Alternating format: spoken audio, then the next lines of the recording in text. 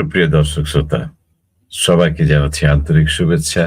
আশা করি আপনারা সকলে ভালো আছেন এবং সুস্থ আছেন এবং সুন্দর আছেন। আজকে আলাপচারিতাতে আরেকটি কবিতা, যেটা বিশ্ববিখ্যাত একটি কবিতা, ঠিক তার ভাবধারারই একটি কবিতা আপনাদের সামনে উপস্থাপন করব। বার্টস্ট ব্রেস্টের বিখ্যাত কবিতা হলো দি ফুনারেল অব দি আইডল জোহান। তিনি জার্মানির একটা বিখ্যাত কবি এবং তিনি একটি তীব্র ব্যঙ্গাত্মক রাজনৈতিক তাৎপর্যপূর্ণ কবিতা যেটা তিনি লেখেন, এইটা অত্যন্ত তাৎপর্যপূর্ণ কবিতা। এতে ব্রেস্ট একজন তথাকথিত অলস মানুষের অন্ত্যেষ্টিক্রিয়াকে কেন্দ্র করে সমাজের প্রচলিত নৈতিকতা, শ্রমের ধারণা এবং শাসক শ্রেণীর ভণ্ডামিকে প্রশ্নবিদ্ধ করেছেন। এটি সবখানে সব দেশের সব জায়গার শাসকদের জন্যই আমার মনে হয় একটা মারাত্মক রকমের কবিতা। কবিতাটির নাম হলো রায়হীন মানুষের শোকযাত্রা। আজ যে মানুষটিকে কাঁধে তুলে নিয়ে যাচ্ছি, সে কোনো রাজা ছিল না, কোনো মন্ত্রীও নয়, তার নামে কোনো সেতু নেই, কোনো প্রাসাদের ফলকে খোদাই নেই তার পরিচয়।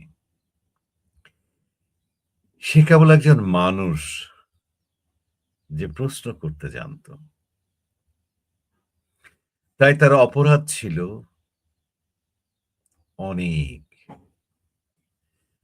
যারা সত্যকে ভয় পায় তারা তাকে বলেছিল রাষ্ট্রদ্রোহী।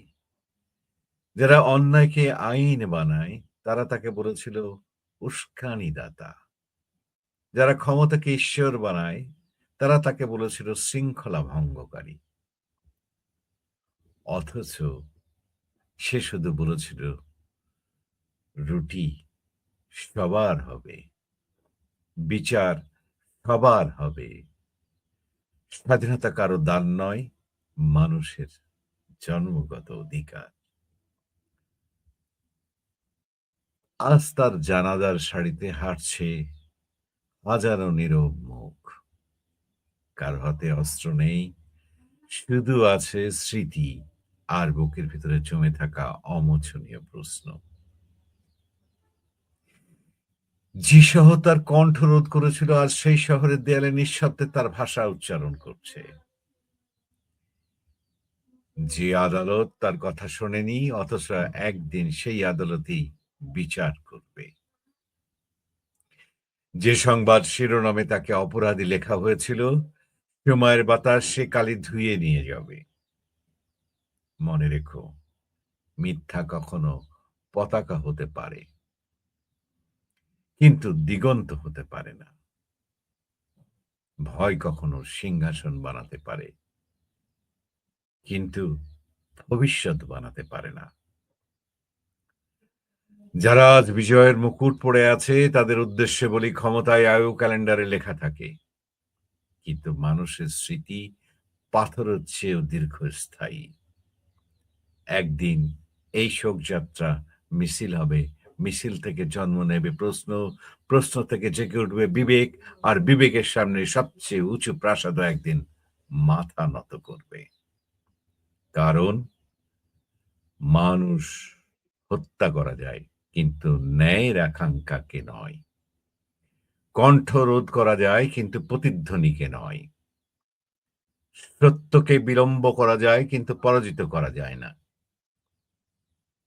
তাই আজ আমরা কাঁদি না, আমরা সাক্ষ্য দিই।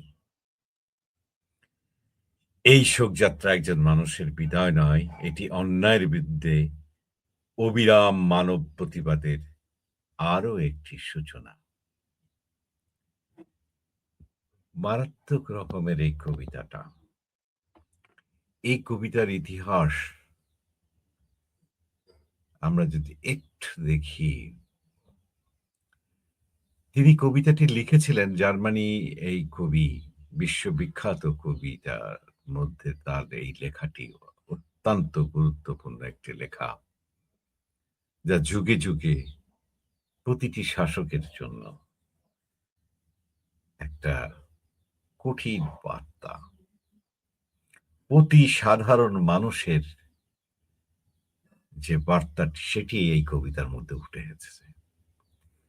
এই যে জোহান, এই জোহানকে মারা যায় অ্যা একটা সমাজেই। সেই সমাজ তাকে অলস বলে চিহ্নিত করেছিল। তারই অন্ত্যেষ্টিক্রিয়ায় উপস্থিত লোকজন এমনভাবে কথা বলল, যেন তারা জীবনের সবচেয়ে বড় অপরাধ ছিল পরিশ্রম না করা।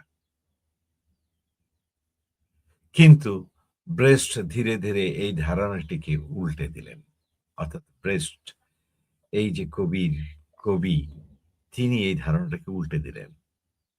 জোহনের অলসতা আসলে নিছক কাজ এড়িয়ে চলা নয়, বরং এমন এক সমাজের ব্যবস্থার বিরুদ্ধে নীরব প্রতিবাদ, যেখানে মানুষকে কেবল উৎপাদনের যন্ত্র হিসাবে মূল্যায়ন করা হয়। সমাজ চায় সবাই প্রশ্নহীনভাবে কাজ করুক, কিন্তু কোনো কাজ করছে, কার জন্য কাজ করছে, সেই প্রশ্ন যেন কেউ না তোলে।